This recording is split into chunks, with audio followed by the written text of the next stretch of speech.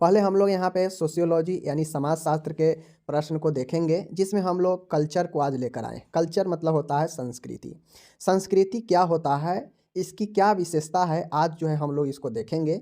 5 number में आपके exam में पूछेगा कल्चर के बारे में, 5 नंबर में कि बताइए कल्चर क्या होता है और कल्चर की क्या विशेषता है, 5 नंबर में। इससे ज़्यादा कल्चर से संबंधित सवाल कभी नहीं पूछ सकता है। आपके सामने परिभाषा है कल्चर का टायलर के अनुसार। टायलर एक सोशियोलॉजिस्ट है, इन्होंने कल्चर के लिए क्या बताया देख लीजिए। संस्कृति एक जटिल कंप्लीट है, ठीक है, जटिल आपका पद है। संस्कृति क्या है, कल्चर आपका क्या है, एक जटिल है, ठीक है, यह एक जटिल है जिसके अंदर आपका ज्ञान मिलता है, जिसके अंदर आपको विश्वास मिलता है, जिसके अंदर आपको कला मिलता है, नीति, कानून, प्रथा, अन्य क्षमताएं तथा आदतें शामिल होती हैं जो मनुष्य समाज के सदस्यों के रूप में ग्रहण करता है। अब ये जो संस्कृति होता है, ऐसा नहीं है कि व्यक्ति जो है पेट से ही जन्म लेते ही जो है वह जो है अपने संस्कृति से वाकिफ हो जाता है, ऐसा नहीं। संस्कृति जन्म के बाद आदमी अपने समाज से, अपने आदत से, अपने अंदर के चीज़ों से सीखता है, ठीक है, आसपास के चीज़ों से सीखता है या फिर उसे समाज से मिलता है, ठीक है ना। यानी वह एक समाज के रूप सामाजिक प्राणी के रूप में वह अपने समाज के अन्य सदस्यों से या समाज से ग्रहण करता है। अब यह जो संस्कृति होता है, कल्चर जो होता है, यह एक जटिल अवस्था है, ठीक है। यहाँ पे एक जटिल अवस्था होता है जिसके अंतर्गत मतलब इस संस्कृति के अंतर्गत विभिन्न प्रकार के व्यक्ति को ज्ञान सीखने को मिलता है, विभिन्न प्रकार के विश्वास से मान्यता, ठीक है ना, विभिन्न प्रकार के कल्चर का आर्ट सीखने को मिलता है, नीति, कानून, ठीक है ना, प्रथा, बहुत सारे प्रथा चलता है हमारे, दहेज प्रथा हो गया, बाल विवाह हो गया, ठीक है ना, बहुत प्रथा पहले चलता था, धीरे धीरे अब ये प्रथाएं समाप्त हो रही है। तो कहीं न कहीं हमारे जो कल्चर है, संस्कृति है, लोग इसे भी जो है अपना क्या हो रहे हैं, भुला रहे हैं। बहुत सारे चीज़, पुराने चीज़ों को व्यक्ति क्या करता है, उसको निग्लेक्ट करते जा रहा है, तो कहीं न कहीं वो अपने संस्कृति को खोते जा रहा है, समझ गए ना। अन्य क्षमताएँ या आदत जो है आपके संस्कृति में शामिल होता है। संस्कृति के मतलब ही होता है कि यह एक जटिल अवस्था है जहाँ पे आपको ज्ञान, विश्वास, कला, मनोरंजन, कानून, नीति, प्रथा, अन सभी आपके आदतें जो है शामिल होता है संस्कृति के अंदर, जिसे आप अपने सदस्य के रूप में, सामाजिक सदस्य के रूप में समाज में ग्रहण करते हैं, सीखते हैं, ठीक है ना, और उसका इस्तेमाल अपने जीवन में आगे करते हैं। यही हमारा संस्कृति होता है। तो उम्मीद है टायलर ने जो कहा इस चीज़ को आप लोग समझ गए, ठीक है ना। सरल शब्दों में कहा जाए संस्कृति है क्या, वो तो टायलर के अनुसार बता दिए, लेकिन इसी को अगर समझना हो कि वाकई में संस्कृति है क्या आसान भाषा में, तो संस्कृति जो है आपका सोचने, अनुभव करने का एक तरीका है। संस्कृति क्या है, एक सोचने का, एक अनुभव करने का तरीका है, माध्यम है, लोगों को जीने का एक तरीका है। अब देखते होइएगा कि सभी व्यक्ति अपने अपने तरीका से जीता है, तो यह सब व्यक्ति का अपना अपना संस्कार, अपना अपना जो है आपका संस्कृति होता है जीने का, समझ गए। जैसे देखते होइएगा कि सब कुछ जो जिस टाइप के संस्कृति को व्यक्ति मानता है, कल्चर को देखते होइएगा, वो अपने सभ्यता के अनुसार जीता है। जैसे हमारे देश में अभी आजकल वेस्टर्न कल्चर में बहुत सारे मॉडर्न जो है सूट आ गया है, ड्रेस आ गया है, लोग पहनता है, बट हमारे सभ्यता में ये, हमारे कल्चर में ये नहीं था। हमारे कल्चर में क्या था, शर्ट पैंट पहनना, ठीक है ना, लुंगी, गंजी, गमछा, ये सब पहनना, ठीक है ना, साड़ी पहनना। लेकिन ये जो चीज़ें को है आदमी धीरे धीरे खो रहा अपने कल्चर को, समझ गए। तो ये एक जीने का तरीका होता है कल्चर, व्यक्ति के व्यवहार का एक सारांश होता है। कल्चर होता है, संस्कृति, यह व्यवहार को भी प्रदर्शित करता है, यह आपके व्यवहार को दिखाएगा कि आप किस कल्चर में हैं, क्या सीखे हैं, क्योंकि कल्चर से हम चीज़ों को सीखते हैं, अनुभव करते हैं, समझ गए ना। तो वह हमारे व्यवहार को भी बतलाता है कल्चर, समझ गए ना।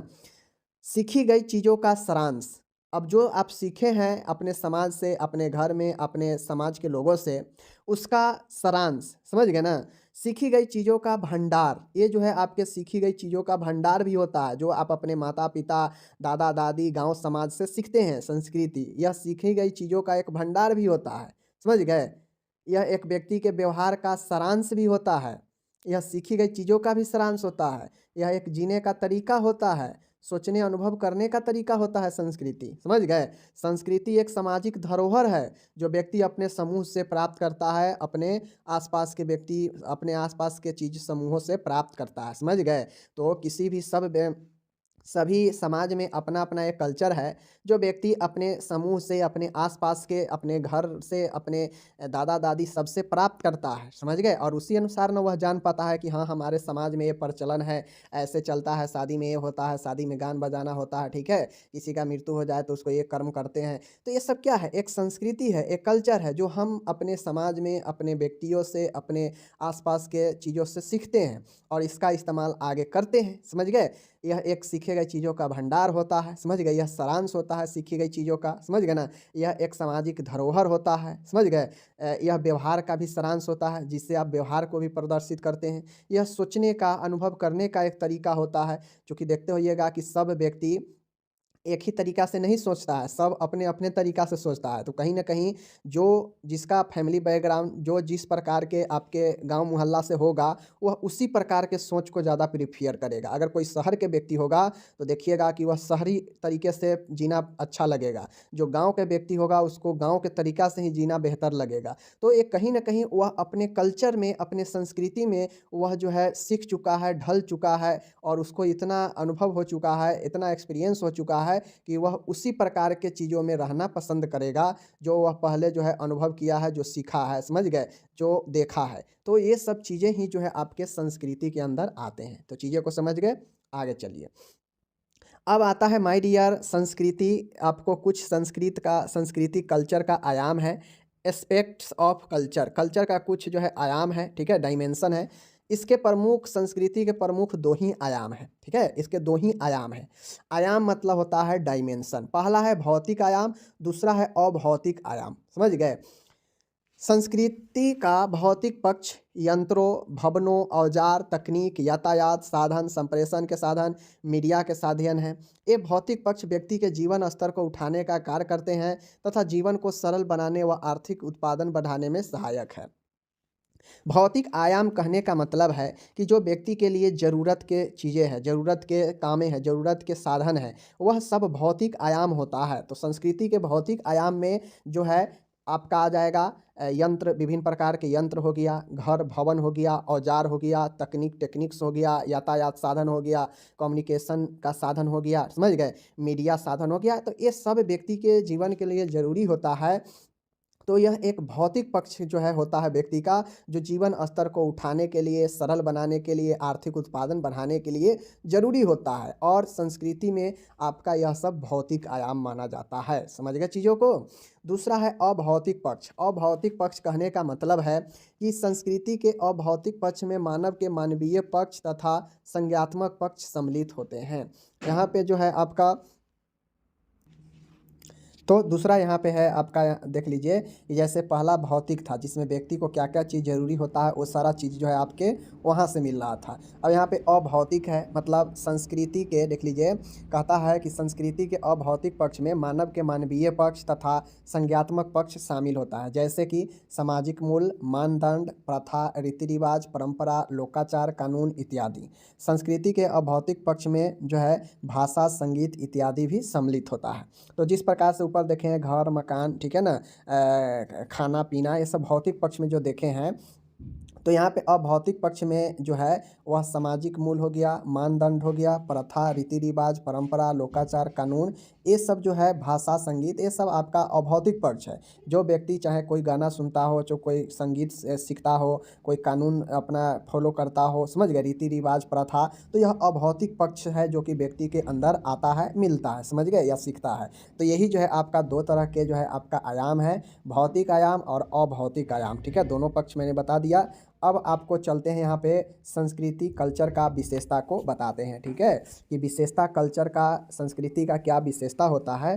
तो इस विशेषता को सीखने के लिए आपको अच्छे से जो है संस्कृति के बारे में अगर समझ गए हैं तो विशेषता भी बड़ी आराम से समझ जाइएगा, ठीक है।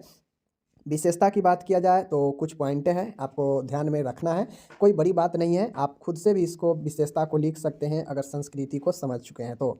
संस्कृति एक सीखा गया व्यवहार है। मैंने क्या बताया कि संस्कृति जो है, कल्चर जो है अर्जित किया जाता है। कोई व्यक्ति पेट से ही, बच्चे से ही जन्म लेकर ही सीखा नहीं रहता है, वह अर्जित किया जाता है अपने आसपास से। तो मतलब संस्कृति एक सीखा गया व्यवहार है, मतलब सीखा जाता है।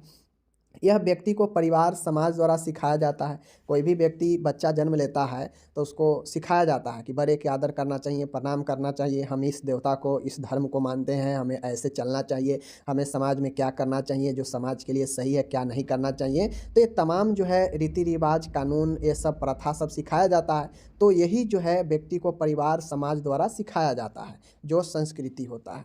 संस्कृति के तत्व इंटर रिलेटेड होते हैं, मतलब जो संस्कृति के तत्व एलिमेंट्स होते हैं एक दूसरे से संबंधित होते हैं, इंटर रिलेटेड होते हैं। संस्कृति समय कल्चर के समय के साथ एडेप्ट होती है, बदलती है। मीन्स जो संस्कृति होता है वह समय के साथ बदलता रहता है, एडेप्ट होते रहता है। जैसे पहले जो हमारा संस्कृति था बहुत हद तक मॉडर्न हो चुका है। पहले जो व्यक्ति बच्चे से ही अपना देसी पहनावा पहनता था, अब जो है बच्चे से ही रंग बिरंगे अलग अलग के ड्रेस, गान बजान जो है व्यक्ति अब जो है शुरू से ही सीखता है। मोबाइल चलाना, पहले मोबाइल नहीं था। तो ये संस्कृति समय के साथ बदलती रहती है। जैसे जैसे नया समय आता रहता है वैसे व्यक्ति अपने नए नए चीज़ों को, अब देखते होइएगा कि जो बच्चा जन्म लेता है वह डिजिटल तरीके से मोबाइल चलाना, देखना, कार्टून देखना, ये सब पर ज़्यादा फोकस करता है। तो कहीं ना कहीं समय के साथ ये सब चीज़ें बदल रहा है, समझ गए। संस्कृति को साझा शेयर किया जा सकता है। अब संस्कृति को हम शेयर करेंगे तभी तो हमसे कोई दूसरा सीखेगा या हमारे घर में कोई सीखेगा। तो ये कहीं ना कहीं संस्कृति को शेयर कर सकते हैं, साझा कर सकते हैं, किसी को सिखा सकते हैं, सीख सकते हैं, समझ गए। संस्कृति एक समाज का सिंबल है। संस्कृति एक समाज का चिन्ह होता है, सिंबल होता है, जिससे उच्च समाज की पहचान की जा सकती है। जैसे किसी भी समाज का अपना अपना जो है धर्म, अपना अपना पंथ होता है, अपना अपना प्रथा होता है, जो एक दूसरे को मानते चले आते हैं और उसको उस धर्म, प्रथा, उस चीज़ों से जाना जाता है। तो एक प्रकार के कल्चर, संस्कृति जो होता है वह समाज के लिए सिंबल का भी काम करता है, जिससे उस समाज को पहचाना भी जाता है। संस्कृति एक डायनेमिक कॉन्सेप्ट होता है, मीन्स एक गतिशील अवधारणा है। संस्कृति जो है आपका निरंतर चलते रहता है, बदलाव होते रहता है, इसीलिए इसे गतिशील अवधारणा कहा जाता है, डायनेमिक कॉन्सेप्ट। ओके। संस्कृति के बदलाव या विकास की दर धीमी होती है, इससे वर्षों समय लग जाता है।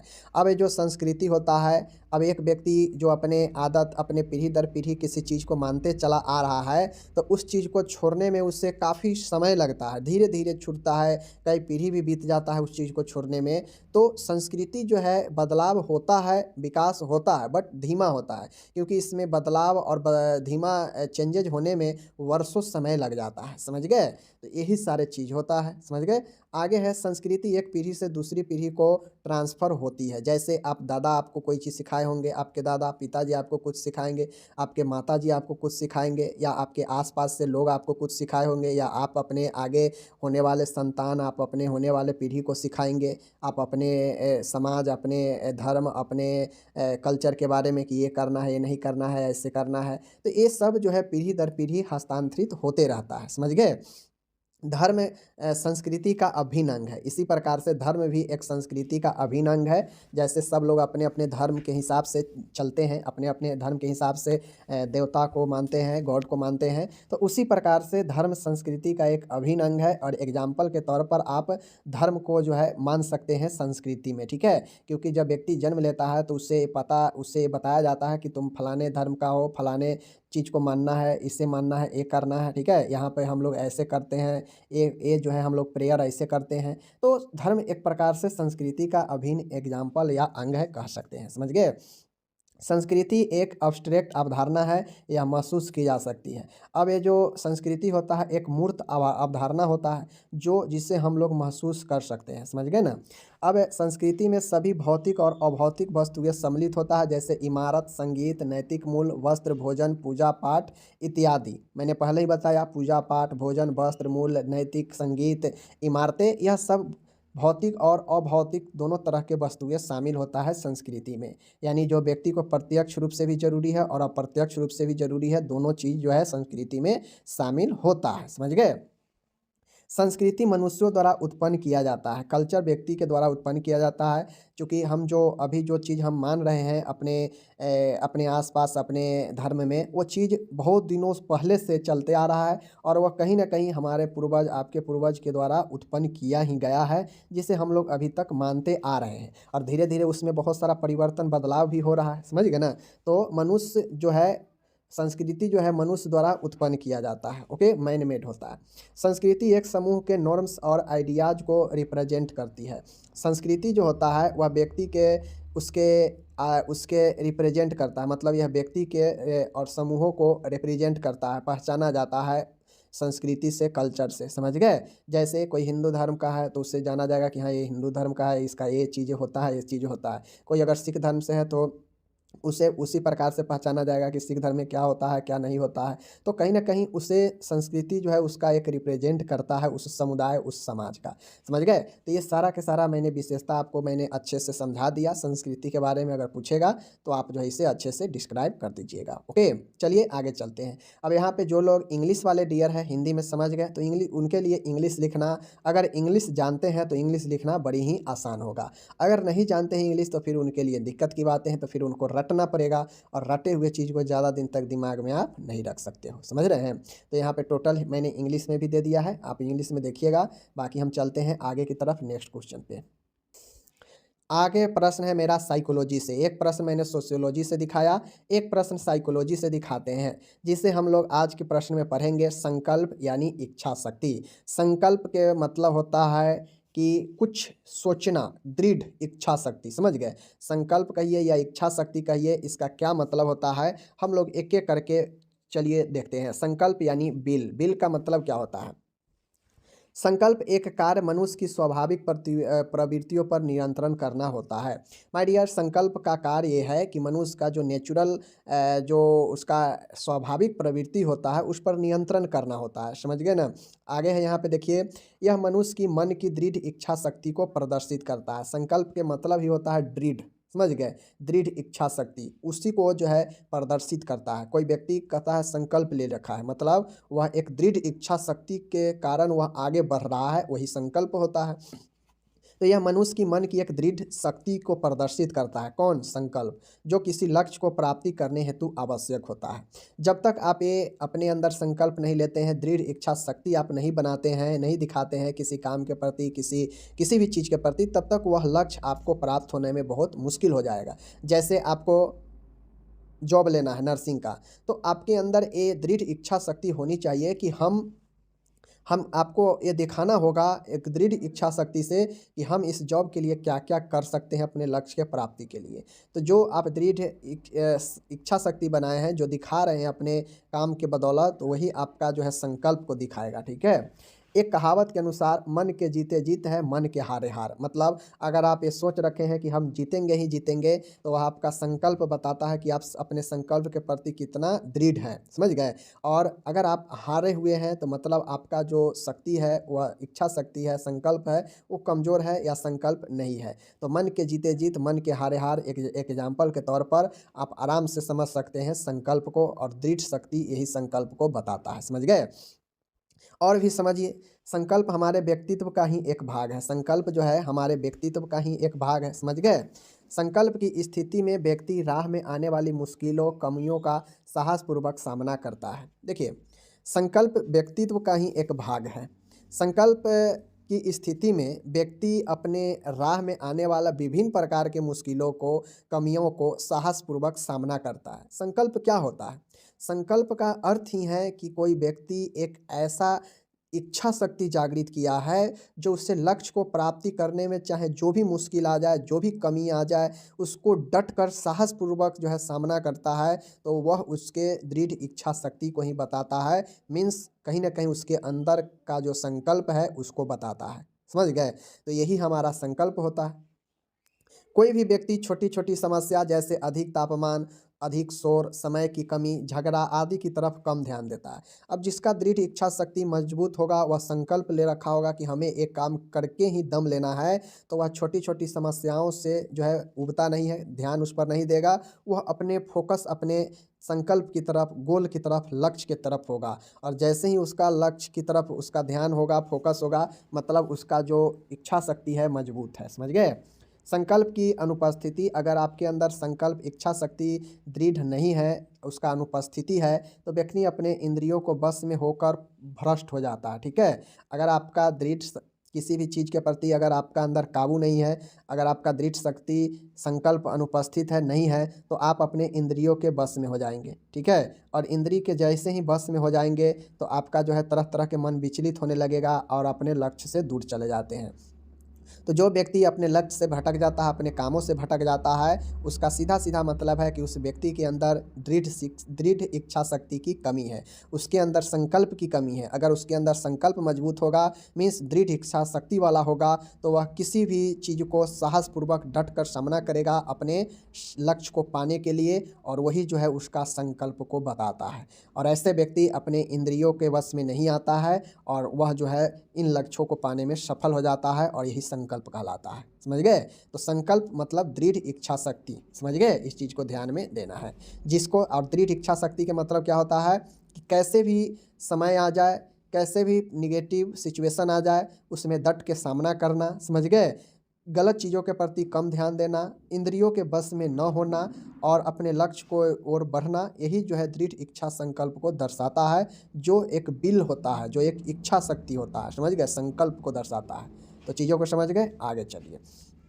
तो संकल्प का मतलब समझ गए। अब यहाँ पे संकल्प का जो डिफिनीशन है, संकल्प का डिफिनीशन में कहता है कि व्यक्ति का वह क्षमता जो अवांछित सोच मतलब बेकार का सोच, बेकार की भावनाओं, संवेगों पर नियंत्रण का कार्य करती है, संकल्प कहलाती है। अब इन सारे चीज़ों का मतलब अगर एक लाइन में सोचिएगा तो जो संकल्प है एक प्रकार का क्षमता है। क्षमता, ऐसा क्षमता जो व्यक्ति को अवांछित सोच मतलब बेकार की सोच, भावनाओं, संवेगों पर नियंत्रण करने का कार्य करता है, संकल्प कहलाता है। समझ गए? सीधी सी एक लाइन में बोल दीजिए। अगर कोई संकल्प पूछे, एक लाइन में पूछ दीजिए कि संकल्प वाला व्यक्ति बेकार की बातों में, बेकार की भावनाओं में, ठीक है, बेकार के संवेगों में नहीं पड़ता है, वह इन सभी चीज़ों पर नियंत्रण करता है, और यही जो है संकल्प कहलाता है। समझ गए? संकल्प शक्ति स्वयं के द्वारा स्वयं के नियमन हेतु चैतन्य प्रयास होते हैं। अब ये जो संकल्प शक्ति होता है सबका अपना अपना स्वयं के लिए होता है। समझ गए? संकल्प व्यक्ति के निर्णय लेने व अनुसरण करने की क्षमता है। इसके माध्यम से व्यक्ति किसी निश्चित लक्ष्य की प्राप्ति में आने वाली बाधाओं को दूर करने का प्रयास करता है। मैंने पहले ही बता दिया कि संकल्प यानी दृढ़ इच्छा शक्ति, यानी आपके लक्ष्य में छोटी मोटी जो बाधा आ रहा है, जो समस्या आ रहा है, उससे लड़ते हुए, उससे पार करते हुए, उस बाधाओं को दूर करते हुए आप अपने लक्ष्य की ओर अग्रसर होते हैं। मीन्स वही आपका दृढ़ इच्छा शक्ति होता है, और वही जो है आपके संकल्प को भी बताता है। तो यही हमारा संकल्प और दृढ़ इच्छा शक्ति हो गया। समझ गए? संकल्प की कुछ विशेषता है माय डियर। संकल्प की क्या विशेषता है? तो संकल्प की प्रमुख विशेषताएं निम्नलिखित है। पहला विशेषता है संकल्प इच्छा शक्ति व्यक्ति की प्रकृति प्रवृत्ति को नियंत्रित करता है। संकल्प का विशेषता ये है कि संकल्प या इच्छा शक्ति जो है व्यक्ति के नेचुरल टेंडेंसी मतलब प्राकृतिक प्रवृत्तियों पर नियंत्रण करता है। समझ गए? संकल्प के द्वारा लक्ष्य प्राप्त किया जा सकता है और समाज में क्रांति लाई जा सकती है। बिल्कुल, आप नए नए चीज़ों को अगर आप अंदर प्राप्त करेंगे, संकल्प के द्वारा आप समाज में क्रांतियाँ भी ला सकते हैं, क्योंकि क्रांति जब भी आया है तो संकल्प के बाद ही आया है। अगर कोई व्यक्ति ये सोच लेता कि हम क्यों जाए लड़ाई करने, क्यों जाए हम अपना नुकसान करने, तो पीछे दब जाएगा, मतलब उसका संकल्प जो है समाज के लिए नहीं है, वो अपना लोभ में फंस गया। समझ गए? तो ये क्रांति समाज में लाता है संकल्प के द्वारा। समझ गए? संकल्प से आप लक्ष्य की भी प्राप्ति कर सकते हैं। तो यह सब इसका विशेषता ही है। संकल्प द्वारा सामाजिक परिवर्तन संभव हो सकता है। आप संकल्प लेकर आप अपने समाज को नया परिवर्तन कर सकते हैं। साथ ही सामाजिक परिस्थितियों के साथ साथ समायोजन भी किया जा सकता है, तथा संकल्प के द्वारा आप अपने समाज में जो है समायोजन का भी काम कर सकते हैं। समझ गए? तो ये सारा चीज़ हो गया। अब यहाँ पे है चौथा है कि संकल्प जो है इच्छा शक्ति मजबूत व्यक्तित्व का परिचायक होता है। अब जो संकल्प जो इच्छा शक्ति है यह एक व्यक्तित्व को परिचय इंट्रोड्यूस करवाता है। मजबूत व्यक्ति मतलब स्ट्रॉन्ग पर्सनालिटी के व्यक्ति जो होता है उसका परिचायक होता है, उसका इंट्रोड्यूसर होता है। तो संकल्प या बिल जो होता है किसी भी व्यक्ति को उसके पहचानने के लिए योग होता है। पाँचवा है संकल्प के द्वारा मानव समाज सभ्यता संस्कृति का विकास संभव है। संकल्प लेकर संकल्प के द्वारा आप मानव के समाज के विकास में, सभ्यता के विकास में, संस्कृति के विकास में भूमिका निभा सकते हैं। मीन्स संकल्प के द्वारा आप इन सब का विकास कर सकते हैं, ये संभव है। इनमें वांछित डिजायर्ड परिवर्तन लाए जा सकते हैं और इसमें मन लायक जो आपको परिवर्तन करना है विकास करके उसमें परिवर्तन ला सकते हैं। तो नॉर्मली संकल्प वो हर चीज़ को कर सकता है जो आप करने के लिए चाहते हैं। तो यही सारा चीज़ें हैं, चाहे आप विकास की बात करें, लक्ष्य की प्राप्ति की बात करें, कठिनाई को दूर करने की बात करें, ठीक है, कोई भी चीज़ हो, एक मजबूत व्यक्तित्व बनाने की बात हो, तो एक मजबूत संगठित टीम बनाने की बात हो, तो संकल्प के द्वारा हर चीज़ का जो है आपका संभव है करना, ठीक है। और यही जो है आपका संकल्प होता है। संकल्प की वो सारे विशेषता को आप खुद लिख सकते हैं। अगर आप संकल्प को समझ गए हैं तो इसके विशेषता मतलब वो सारे चीज़ जो आप चाहते हैं कर सकना तो बिल्कुल कर सकते हैं, लेकिन उसके लिए एक दृढ़ मजबूत संकल्प, दृढ़ इच्छा शक्ति होनी चाहिए। तो वह सारे चीज़ को आप जो है विशेषता में लिख सकते हैं जो आप संकल्प लेकर पूरा कर सकते हैं। समझ गए? तो ये हो गया इसका विशेषता। संकल्प को प्रभावित करने वाला कुछ फैक्टर है, कुछ कारक है जो आपके संकल्प यानी दृढ़ इच्छा शक्ति को प्रभावित कर सकता है। माय डियर, संकल्प को प्रभावित करने वाले कारक निम्नलिखित हैं। पहला जो कारक है वह एज है। समझ गए? पहला कारक जो होता है वह एज होता है। अब दृढ़ संकल्प जो है आपके आयु एक महत्वपूर्ण तत्व है। वृद्ध व्यक्ति एवं छोटा बच्चा किसी उद्देश्य को प्राप्त करने के लिए दृढ़ संकल्प को पूर्ण करने में समर्थ नहीं होते हैं। जैसे कोई बूढ़ा व्यक्ति है या कोई बच्चा है, अब उसको उतना वो ज़्यादा माइंड नहीं करता है कि हमें क्या करना है क्या नहीं करना है, वो अपना काम थोड़ा देर में बदल लेता है। समझ गए? तो ये दृढ़ शक्ति अगर आप लिए हैं और बार बार अपने काम को बदलेंगे तो फिर दिक्कत हो जाएगा, फिर नहीं वो चीज़ पूरा हो पाएगा। तो आयु एक फैक्टर होता है जहाँ पे दृढ़ इच्छा शक्ति यानी संकल्प को प्रभावित करता है। दूसरा है सेल्फ कॉन्फिडेंस। अब मानिए आप आत्मविश्वास की कमी है, एक व्यक्ति है जिसमें आत्मविश्वास की कमी है, उसमें जो है किसी भी काम को करने से पहले वह 10 बार सोचता है फेल होंगे, क्या होंगे, पास होंगे। तो आत्मविश्वास के खोए हुए व्यक्ति जो निर्णय लेने में असमर्थ हो, उसे दिक्कत हो, तो फिर वह अपने जो है लक्ष्यों तक पहुँचने में उससे दिक्कत आएगा। और आत्मविश्वास जिस व्यक्ति का गिरा हो तो उसका दृढ़ इच्छा शक्ति बन जाए, ये हो नहीं सकता। तो सेल्फ कॉन्फिडेंस भी प्रभावित करता है। जिसका सेल्फ कॉन्फिडेंस बढ़िया है वह जो है एक अच्छा काम कर पाएगा। इसी प्रकार से अगर नर्स अपने आत्मविश्वास के कारण ही रोगी को अच्छे से देख पाती है, सफल हो पाती है देखने में, अगर उसका आत्मविश्वास सही ना हो तो वह रोगी को भी नहीं देखेगी। समझ गए? और वह बार बार अपने गलत भावनाओं ही सोचती रहेगी। समझ। अब किसी भी चीज़ के लिए आपके कंडीशन का समझ होना ज़रूरी है। अब अगर मान गए आप संकल्प ज़बरदस्ती ले लिए हैं, संकल्प ज़बरदस्ती ले लिए हैं कि हमें ये काम को पूरा करना ही है।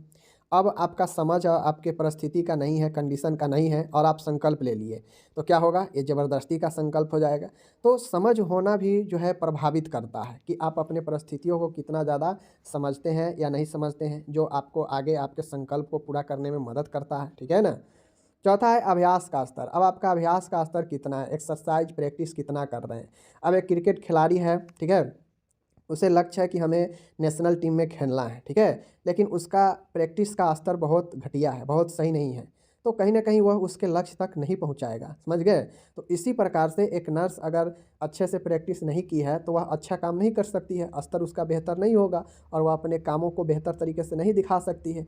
तो कहीं ना कहीं अभ्यास का स्तर आपके आगे जाने में रोकता है, ठीक है, आपके आगे के लक्ष्यों को पूरा करने में रोकता है।